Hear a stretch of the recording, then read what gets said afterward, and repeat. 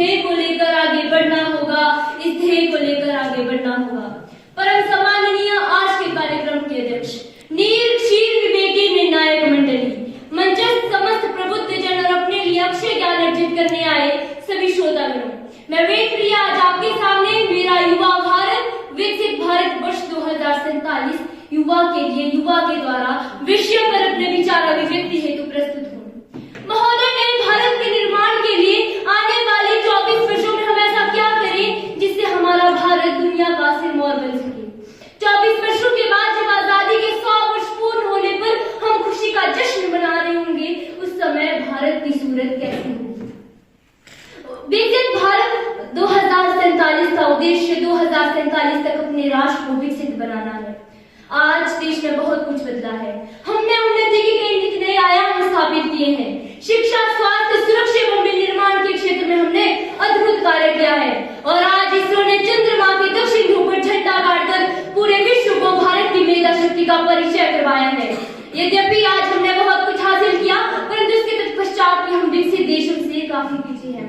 इसीलिए हमारा पहला प्रण है, हमारा पहला संकल्प है अपने राष्ट्र को विकसित करवाना, जिसके लिए भारत को भ्रष्टाचार मुक्त करवाना होगा, देश में शिक्षा के स्तर को बढ़ाना होगा और देश के युवाओं की ऊर्जा का दोहन देश के विकास कार्यों में लगाना होगा। तमाम सरकारी योजनाओं का लाभ अंतिम व्यक्ति तक मिले, इसके लिए प्रत्येक बुद्धिजीवी को अपनी भूमिका निभानी होगी। जाति, पद और महजब की संकीर्णताओं से ऊपर उठना होगा, तभी हमारा राष्ट्र 2047 में विकसित राष्ट्र की श्रेणी में जा खड़ा होगा। महोदय, आज एक आस जगी है। देश की हैसियत दुनिया में बढ़ती नजर आ रही है। कुछ उदाहरणों से वर्तमान में भारत की बढ़ती हैसियत को समझा जा सकता है। भारत जिसने विश्व मंच पर योग के महत्व को समझाया, विश्व के 173 देशों ने भारत के प्रस्ताव पर मोहर लगाई और पहली बार भारत के प्रस्ताव पर 21 जून को अंतर्राष्ट्रीय योग दिवस मनाया गया। ये भारत की विदेश नीति की विजय है। जब सऊदी अरब में युद्ध हो रहा था, महोदय, जब सऊदी अरब में युद्ध हो रहा था तब भारत नहीं अपने प्रभाव से फ्रांस, इजराइल, पाकिस्तान जैसे कई देशों के नागरिकों को उनकी राह सुरक्षित पहुंचाया था। ये है भारत की वर्तमान की बढ़ती हुई ताकत। वर्तमान में रूस और यूक्रेन के युद्ध के बीच दोनों राष्ट्राध्यक्ष से बातचीत कर पाकिस्तानी व भारतीय विद्यार्थियों को उनके घरों तक सुरक्षित पहुंचाया। ये है भारत की वर्तमान की ताकत। याद करो सर्जिकल स्ट्राइक का वो समय जब भारत के फाइटर विमान के पायलट अभिनंदन को पाकिस्तान ने कैद कर लिया था, लेकिन 3 दिनों के भीतर ही उन्हें हमारे पायलट को भारत सुरक्षित भेजना पड़ा। ये भारत की वर्तमान की ताकत को दर्शाने के लिए काफी है।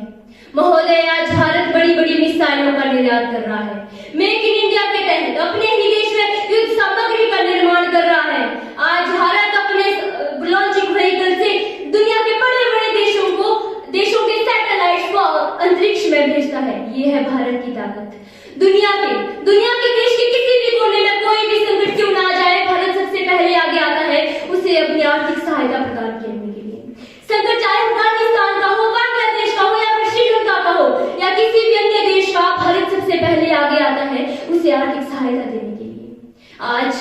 आज यूएई जैसा मुस्लिम देश भी हमारे देश के प्रधानमंत्री जी को अपने देश का सर्वोच्च सम्मान प्रदान करता है। ये भारत की वर्तमान में बढ़ती हुई हैसियत को दर्शाता है। और इतना ही नहीं, आज भारत के पहली बार कहने पर इंटरनेशनल सोलर अलायंस का गठन होता है और उसका मुख्यालय भी भारत के ही गुरुग्राम हरियाणा में खोला जाता है। ये है भारत की बढ़ती हुई हैसियत।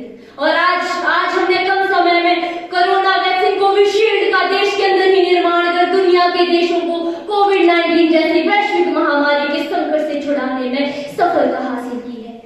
आज दुनिया भारत की बात गौर से सुनती है, भारत से राय लेने दिखती है, भारत को समझना चाहती है।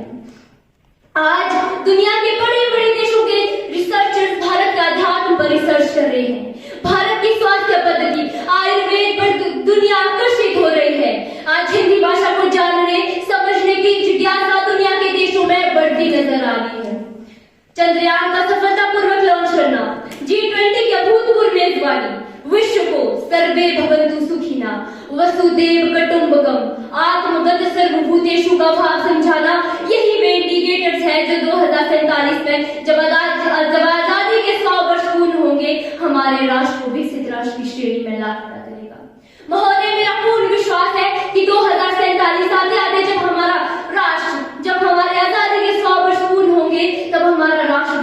नेतृत्व करना होगा और निस्संदेह भारत विश्व गुरु कहलाएगा।